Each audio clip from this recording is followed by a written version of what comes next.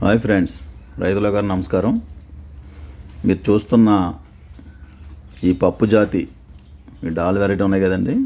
ఒకటి మెకడోమియా నట్స్ అండి, ఒకటేమో కాజు నట్స్.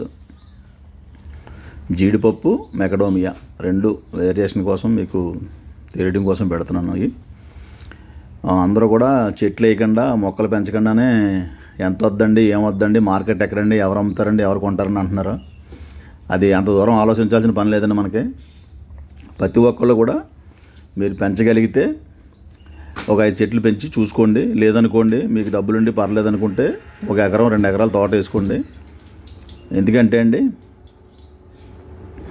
ప్రతి ఒక్కళ్ళు కూడా ఏ చెట్టు అయినా పెంచితేనే కానీ దాని ఫలసాయం ఏటో దాని కాయలేటో ఎలా ఉంటాయో, మన వాతావరణానికి ఎన్ని కాస్తున్నాయి, ఆ పువ్వులు పూసే టైంలో ఏ వాతావరణం ఉంటుంది, పువ్వులు పాలినేషన్ అయ్యి కాయలు బాగా కడుతున్నాయా లేదా, ఇవన్నీ తెలుసుకోవాల్సిన బాధ్యత రైతుకు ఉంటుందండి.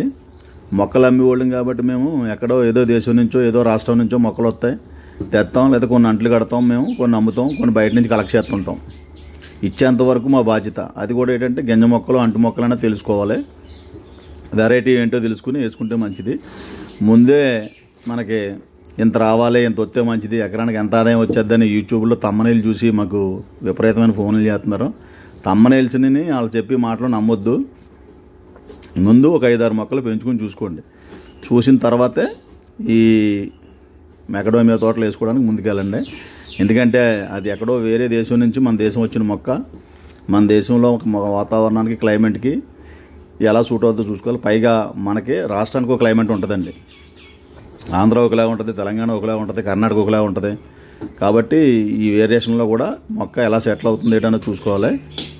అందరూ ముందుగా ఆదాయం ఆలోచించి మార్కెట్ ఆలోచించి మాత్రం పంటలు వేయకండి. మీ ఇంట్రెస్ట్ కొలిది మీ ఇష్టం కొలిది ఒక 5-10 మొక్కలు లేదా ఒక ఎకరం వేసుకుని పెంచుకోండి. ఎందుకంటే పెంచడం వల్ల ఉపకారమే, నష్టం అయితే ఉండదు. కాకపోతే ఎంత కావాలి ఎంతనే ఎక్స్పెక్టేషన్ చేసి మాత్రం పెంచకండి. ఎందుకంటే మీరు తమ్మనేలు చూసి ఆశపడుతున్నారు, ఆ తమ్మనేలు ఆశ మాత్రం మానేసుకుని ఈ మెకడోమియాని ఈ కాజు నట్స్ని పెంచుకొని పర్లేదు. ఇదిగోండి ఈ కాజు నట్స్ ఇలా ఉంటాయి, ఫ్రై చేసినాయండి. ఇది ఓపెన్ చేసిన మెకడోమియా నట్స్ అండి ఇవి. కాబట్టి ఇంట్రెస్ట్ ఉన్నవాళ్ళు ఈ ముందుగా ఎక్కువ ఎక్స్పెక్టేషన్కి వెళ్ళకుండా పెంచుకోండి. అందరూ మియాజాకి గురించి కూడా అలా ఎక్స్పెక్టేషన్కి వెళ్ళి వస్తున్నారు, అది కూడా రాంగ్ అండి.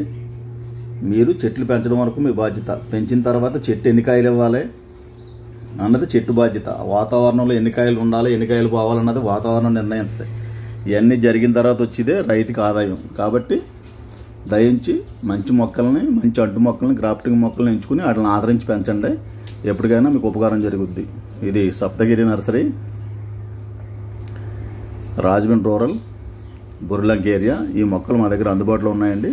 మీకు కావాలంటే ఆర్డర్ పెట్టుకోండి. ఈ ఫోన్ నెంబర్ పెడతాం డిస్ప్లే మీద.